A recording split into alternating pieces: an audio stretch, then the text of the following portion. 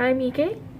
He's DAZAI, and we're here to talk again about Pinoy comics. Today we're going to talk about this female superhero made in the recent time. A very, very practical one. This is Patch by Milo Galang. There are print versions of this, but I'm using the PixelLab version, the digital one.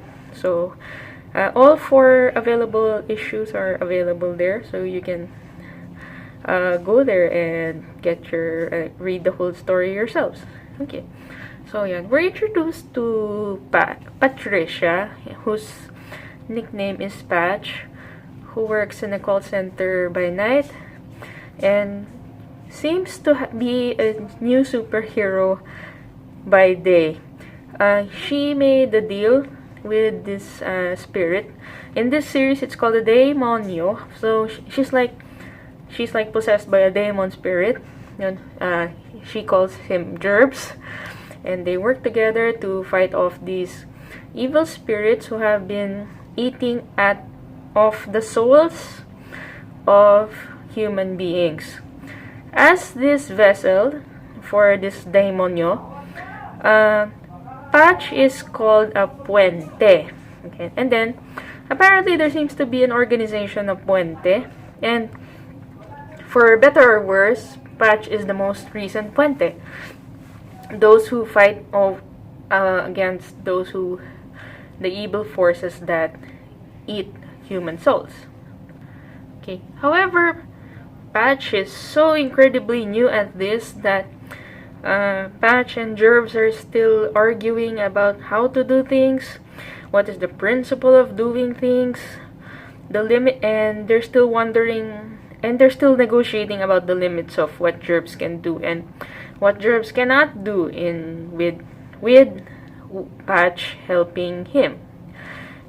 So, and then they get into this big challenge of suddenly meeting this big centipede-like creature by herself. I'm not sure, and it's not even sure if she's capable enough of handling things.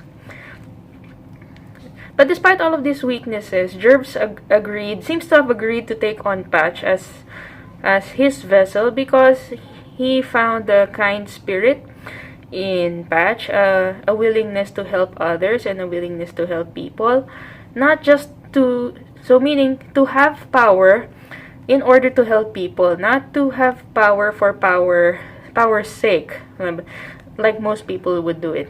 Okay. Unfortunately, as I said, Patch is the newest of many puente, and they don't like how Patch is handling things as the newest puente. Patch has a streak of wanting to use her powers in convenient ways, like getting to work the fastest way possible. Who can blame her? She's in this country. The traffic is awful. The MRT is awful. Can you blame her, diba? But anyway, the organization of Puente don't like that she is very visibly showing off her powers in order to do things conveniently.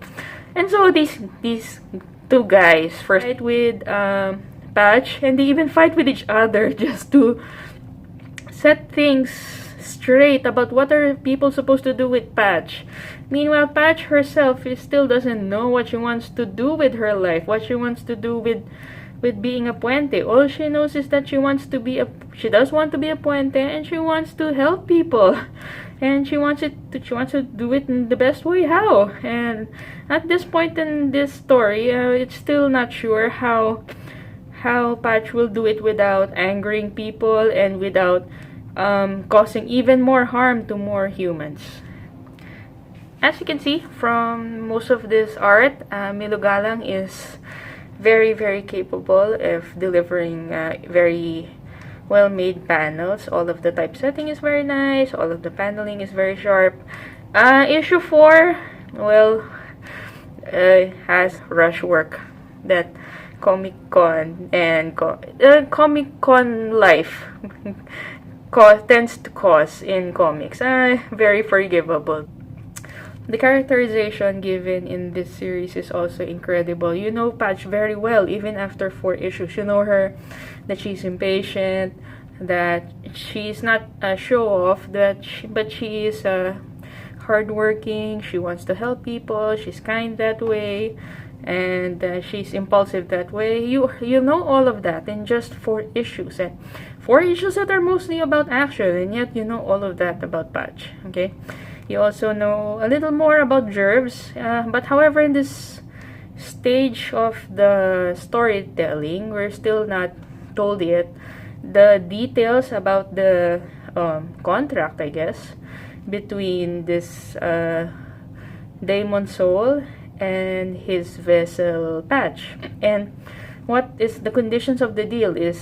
Is something serious going to happen to Patch along the way? Is Jervs in trouble, and he has to be in a vessel so he can get out of trouble? Those things are not very sure yet, but I suppose Milo has plans for that if the more issues come along. Each issue ends cleanly.